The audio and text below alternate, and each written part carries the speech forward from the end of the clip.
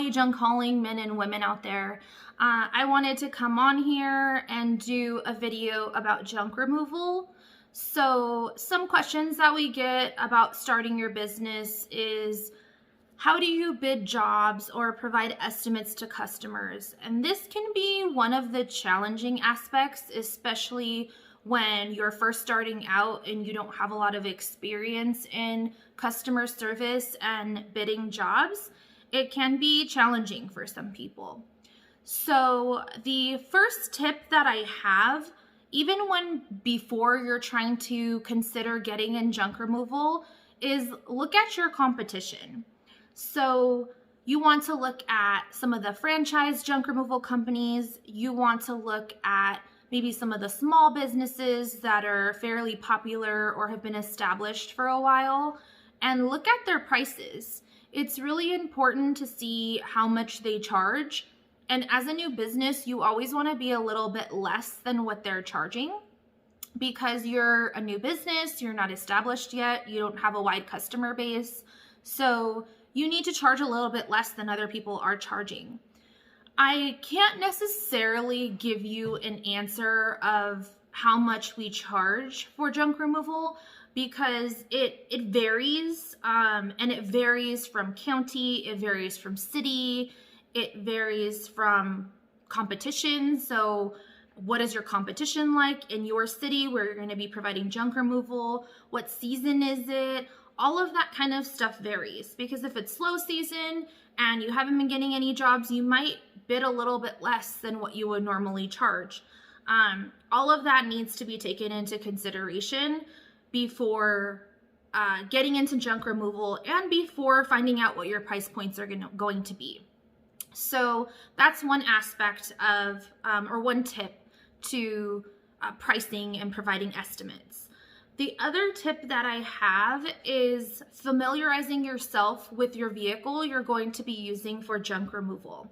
So if you're using a box truck, if you're using a dump truck, a trailer, get really familiar with how big it is. Just take a look at it, measure it, whatever you need to do, because all of that is really important when you're bidding or providing an estimate for a job.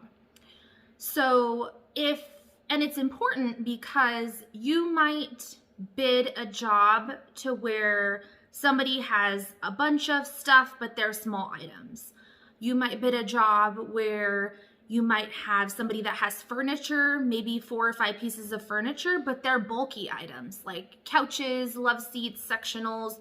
All of that takes a lot of room in your truck, and you might not be able to go and bid another job or do a pickup for another job if you were on one job and you picked up all these bulky items.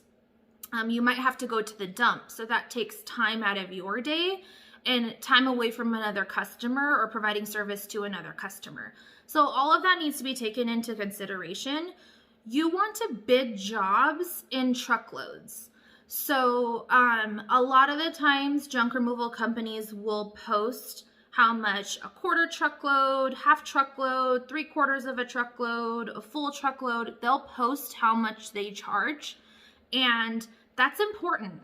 It's important for you to start thinking that way when you're bidding jobs, and take into account how much items and how full your truck is going to be. Especially one of the challenges that we've had now is we've been getting a lot of calls from people wanting junk removal from several different items that are in different rooms. So they might show you the backyard, they might show you a bedroom, or they might show you 3 bedrooms. And it's hard for you to gauge it or gauge a price point when you're looking at it in different rooms, because you're not looking at it all together. So when people are pointing at items, like saying, I want that gone, I want that gone, take into account how much room it's going to take in your truck and start calculating to get up to the point of how much you charge. So put a price point on the quarter truckload, the half truckload, the 3/4 of a truckload, and the full truckload, and know it really well so that when you're adding up those items in your mind, you know how much to charge to the customer. So that's always really important. The other thing that I wanted to say when providing estimates to customers is really trying to get in front of their face, especially as a new junk removal company. If you have time to go out and provide a free estimate, do so in person. It's important for you to get out there, get face to face with the customer, and also see the items that need to be removed. Feel the items that need to be removed, pick them up, look at boxes. My husband did a video earlier about cardboard boxes and how tricky they are, because sometimes people have moved and they have a bunch of empty boxes, but there's always those hidden boxes that are full of books, full of items that they want to get rid of, that you didn't see them because you didn't really look at the junk removal pile and pick up those items. For example, like he was saying, packing material, like our recycling company where we recycle the cardboard doesn't take cardboard boxes with packing material in it. It has to be empty.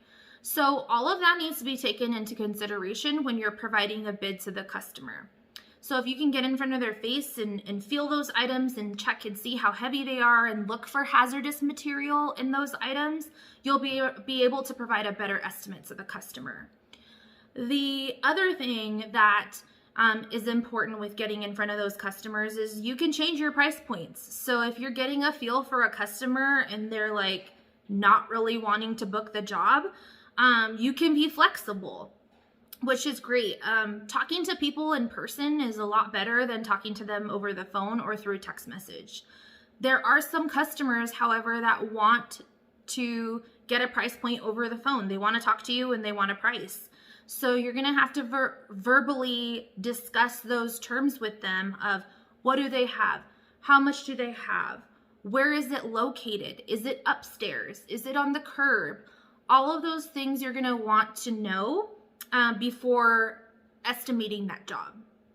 I always say provide an estimate because there are times when you get out there and, like I said, you didn't see those items or there was something in there that is heavy that needs to be charged more.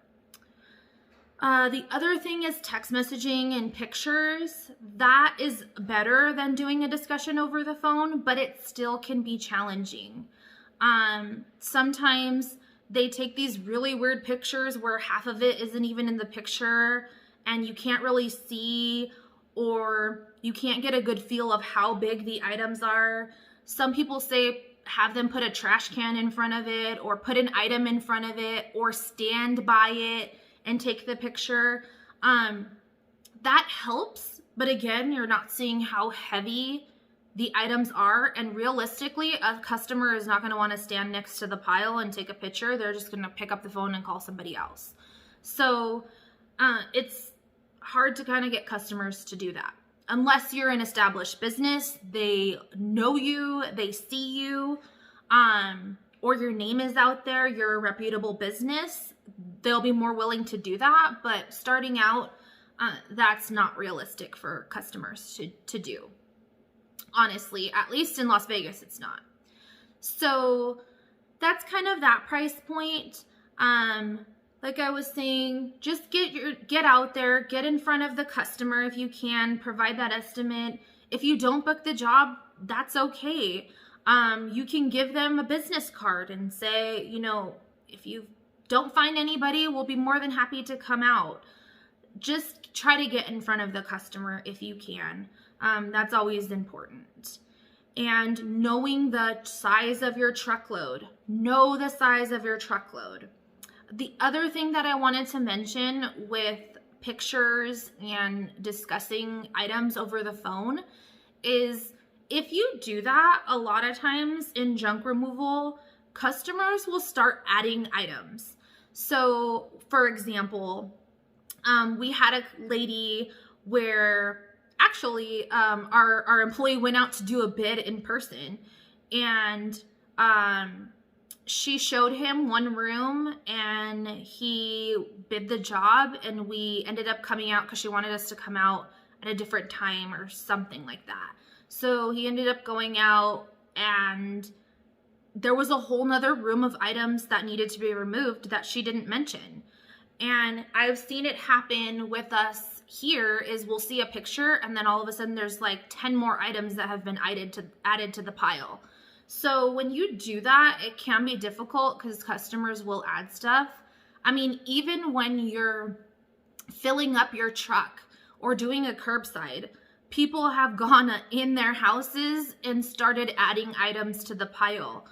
Of course, we'll allow a few things here and there, but if it gets to be a lot and there's heavy items, like, don't hesitate to let them know, you know, I'm sorry, we only bid this much. If you're going to be adding those items, we're going to have to charge a little bit extra. We haven't gotten to that point, which is great, but customers will do that. And we've been on the verge to where, okay, if one more item is added, we're going to increase that price point. So that's why I always say get out there and try to do the job, because things change between when you're on the phone and when you actually get in front of the customer's face. So I hope this video was helpful, especially for all you new junk haulers out there. We're going to be doing some more videos like this on starting our business, tips on starting your business. So please like and subscribe, and provide us any feedback, and follow us on Instagram and Facebook. We like talking to you all. We like seeing you all. So catch you later. Bye. Will you join me till the morning?